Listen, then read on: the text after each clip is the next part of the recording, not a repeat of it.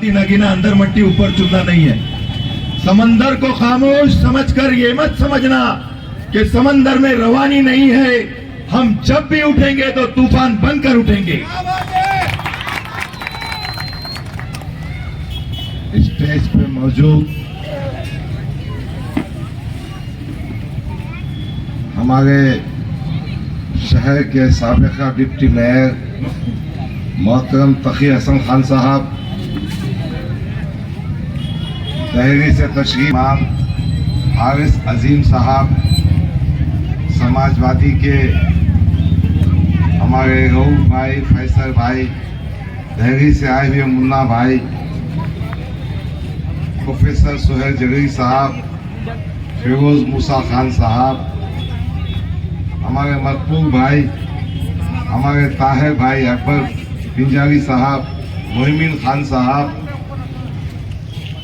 हमारे अजीम भाई आसिफ भाई, सामने बैठे हुए तमाम बुजुर्ग, नौजवान, मेरी माओ बहनों जो पसे पर्दा बैठकर मेरी गुफ्तगू को सुन रही है, कहता हूँ मेरी तकरीर से पहले एक बात मैं अपने मुखालिफिन तक पहुंचाना चाहता हूं। मैंने एक ऑडियो की बात सुनी है जहांगीर जागीरदार की, जो उसने हमारे समाजवादी पार्टी के कार्यकर्ता नवीद से गुफ्तगू की है। मैं ये पैगाम देना चाहता हूं मुखालिफिन को, इम्तियाज जलील के चेहरे चपाटों को, अपनी औकात में रहो, अपनी हैसियत में रहो। भूखेराट में गंदी जबान का इस्तेमाल मत करो। जबान हम भी रखते हैं, कानून और कोर्ट कचहरी भी जानते हैं। हसूर की जेल को भिजा दूंगा।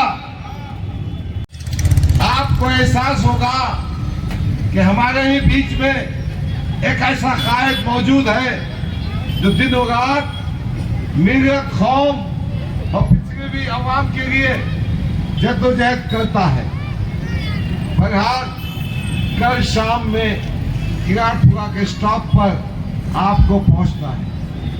हमने हमारी माओ बहनों के बैठने का इंतजाम भी किया है, खवातीन के बैठने का इंतजाम भी किया। अजीजा ने गिरामी, ये एक इंतखाबी जलसा है। इंतखाबी जलसे में हम आपसे वोट मांगने के लिए खड़े हैं। मैं गुज़िश्ता 10 साल से मजलिस इत्तेहाद मुस्लिमीन में अल्लाह को गवाह रखकर कहना चाहता हूं कि बेगर्ज, बेगौस, बहुत ही दयादार। इम्तियाज जलील तू भी सुन गए, अपनी औकात में रहो, अपनी हैसियत में रहो। ये पैगाम मैं देना चाहता हूं। और बेटा नवीद और तमाम नौजवान साथियों, बेखौफ काम करो। ये पाखंडियों से डरने की कोई जरूरत नहीं।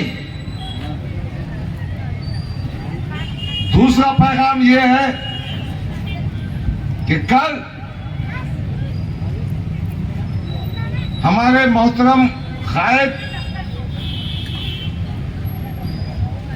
जिसके एहतराम में पैसों से मदद की, वो कायद कर हमारे बीच आ रहा। उधर से लो। वहां अबू आसिम आजमी आपको खिताब करें।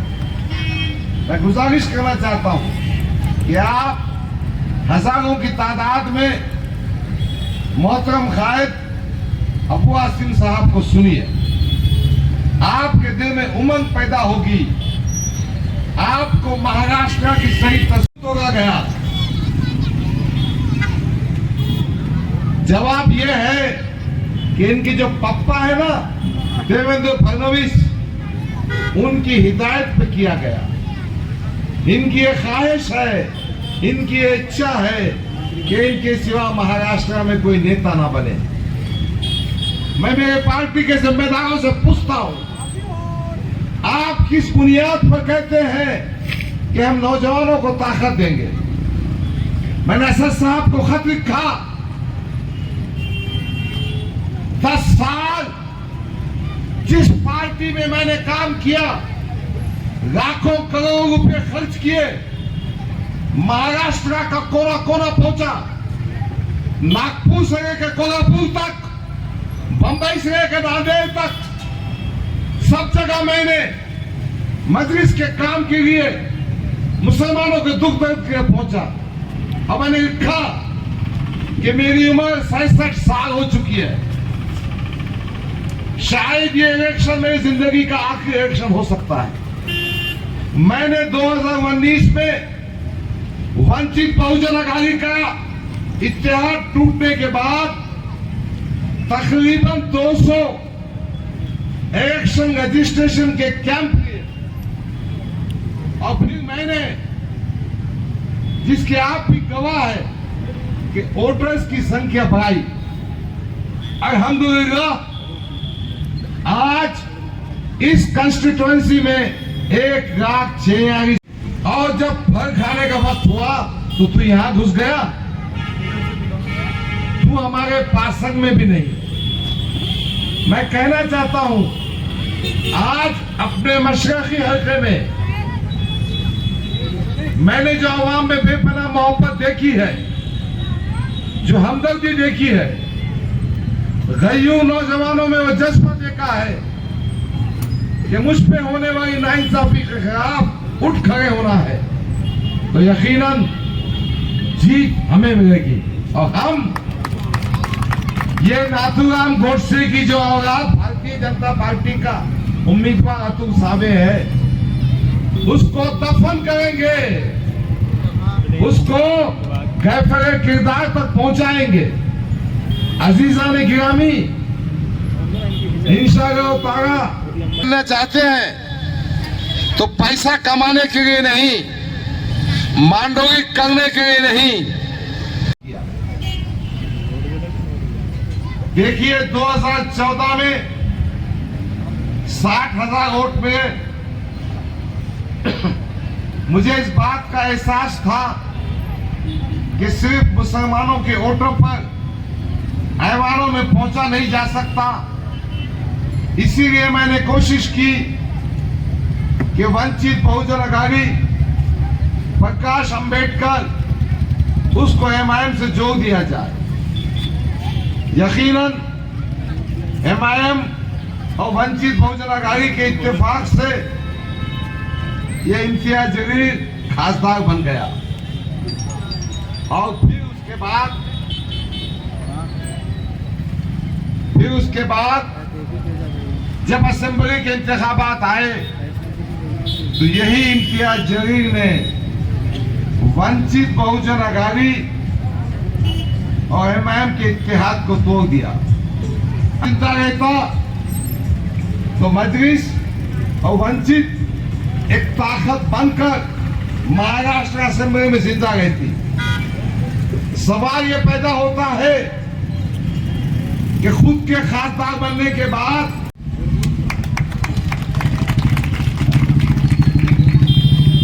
असदुद्दीन अवीसी साहब ने 3 मिनट का वक्त नहीं दिया। मैंने सोचा कि मुझ जैसे शख्स को ये 3 मिनट का वक्त नहीं दे सकते तो मैं क्या काम कर सकूंगा और इस जनता को क्या वक्त देंगे। मैं आपका शुक्रगुजार हूं कि आप मुझ जैसे छोटे आदमी की बात सुनने के जमा हुए। आप मेरी बात सुन रहे हैं, मेरे साथ खड़े हैं, आपको यह एहसास है कि मुझ पर नाइंसाफी हुई।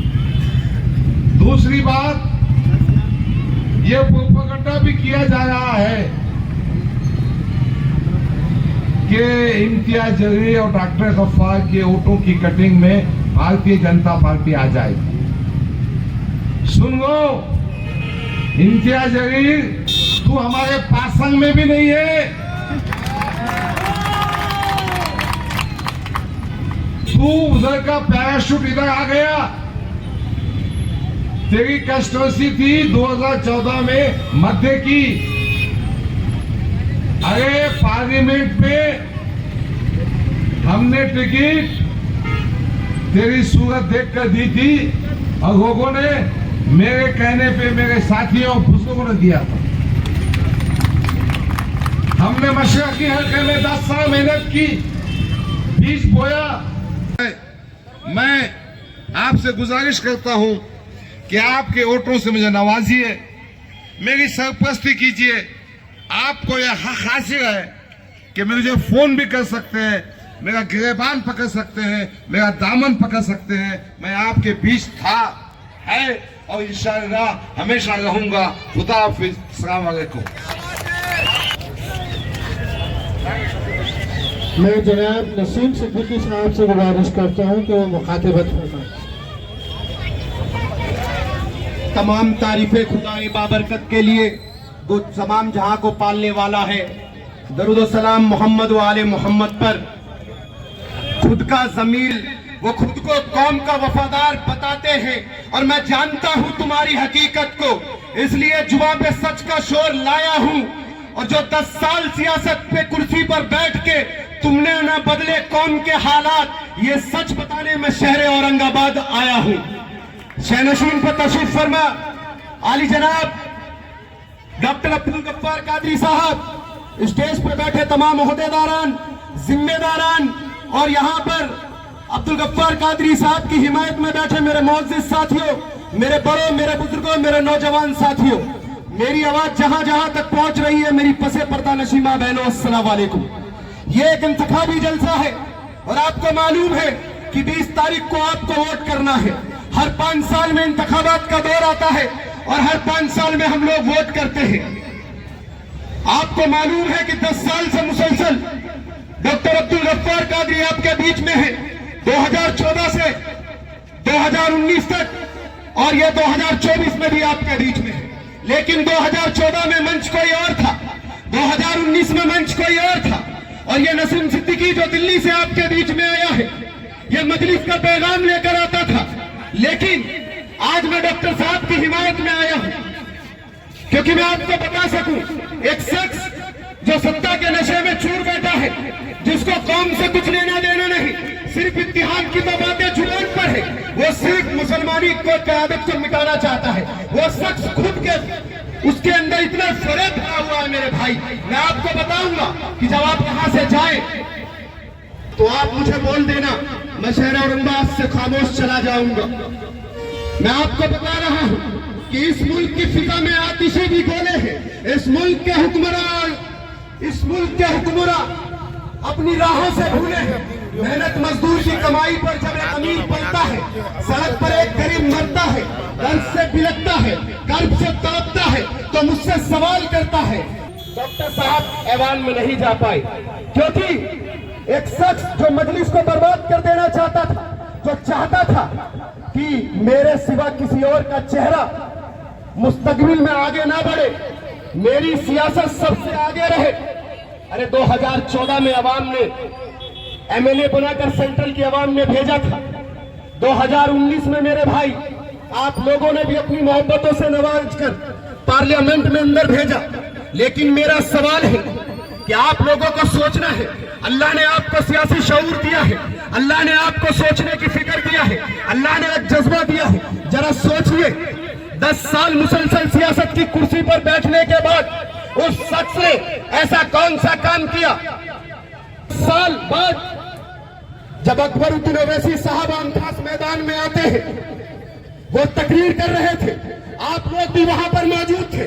अगर मैं गलत कह रहा हूं तो आपको सवाल करना चाहिए, 10 साल बाद आने के बाद आमखास मैदान में उन्होंने ये सवाल क्यों नहीं किया कि सुनो मुसलमानों, मेरे बगल में बैठा ये शख्स 5 साल अवाम ने इन्हें एमएलए चुनकर दिया था, 5 साल खासदार बनाकर दिया था। उन्होंने सीमांचल की तो बात करी, मराठवाड़े की तो बात करी, मराठाओं की तो बात करी, लेकिन 10 साल में एक भी ऐसा काम क्यों नहीं बताया कि सुनो मुसलमानों, जो तुम्हारे बीच में नुमाइंदा बना 10 साल इनके खिदमत है, 10 साल में इन्होंने कोई स्कूल खोल दिया, 10 साल में कोई अस्पताल खोल दिया, या मजलूम मुसलमानों के हालात बदल दिए, क्योंकि मेरे भाई उनके पास कोई अल्फाज नहीं थे, इसलिए वो अपनी तकरीरों को कभी सीमांचल की तरफ ले गए, कभी मराठवाड़ा ले गए, कभी मुंबई ले गए। मैं अकबर साहब की बुराई नहीं कर रहा मेरे भाई, लेकिन वो क्या करते, जब किस शख्स ने कोई काम ही नहीं किया तो वो किसकी तारीफ करते। और सोचना आपको भी है मेरे भाई, हम लोग जब वोट करते हैं मेरे भाई, हम ये सोचकर तो वोट जरूर करते हैं कि हमें बीजेपी को रोकना है, हमें कांग्रेस को रोकना है, जो हमारे मुस्तकबिल के लिए आवाज नहीं उठाएगा, हमें उसे ऐवान में नहीं